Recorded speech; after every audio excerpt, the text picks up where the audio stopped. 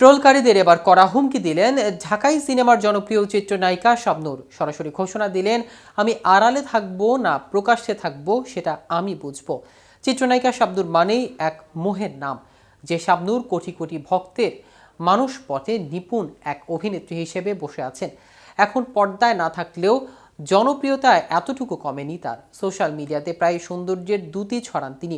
পাশাপাশি নিজের ভালো মন্দ অনুভূতিগুলো ভক্তদের সঙ্গে শেয়ার করেন শাবনূর। তবে মাঝে মাঝে ভক্তদের ট্রলের শিকার হন তিনি। বিষয়টি নিয়ে এবার সরাসরি মুখ খুলেছেন শাবনূর। ফেসবুকে দিয়েছেন এক দীর্ঘ পোস্ট। কিন্তু সেখানে কি লিখেছেন ঢাকাই সিনেমার এই কিংবদন্তি নায়িকা?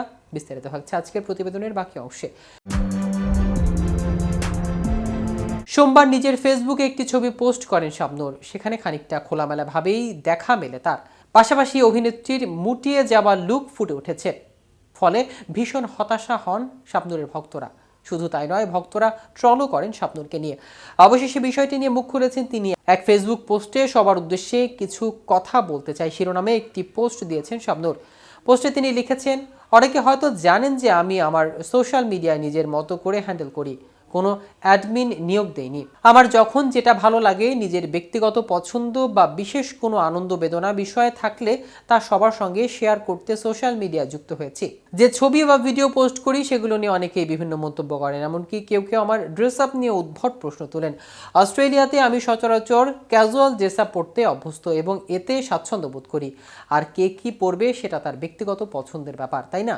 যদি আমার শেয়ারকৃত কোনো কিছু কারো ভালো না লাগে, তবে শালীনতার সঙ্গে গঠনমূলক সমালোচনা করতে পারেন, কিন্তু রিপিটেডলি আজে বাজে মন্তব্য যেন না করেন, তা থেকে বিরত থাকতে সবাইকে বিনীত অনুরোধ করা হচ্ছে।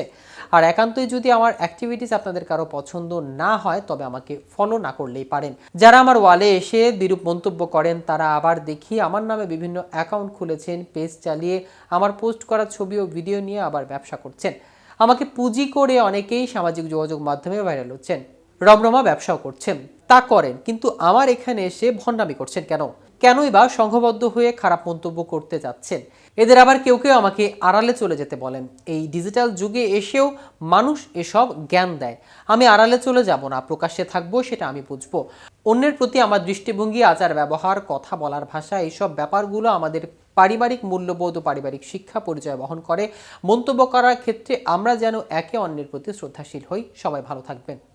তো ভিউয়ার্স, ভিডিওটি সম্পর্কে আপনাদের কোনো মতামত থাকলে আমাদের কমেন্ট করে জানাতে পারেন। সাথে সাথে নিয়মিত শোবিজ আপডেট পেতে কেটিভি শোবিজের সাথে থাকুন। ধন্যবাদ সবাইকে।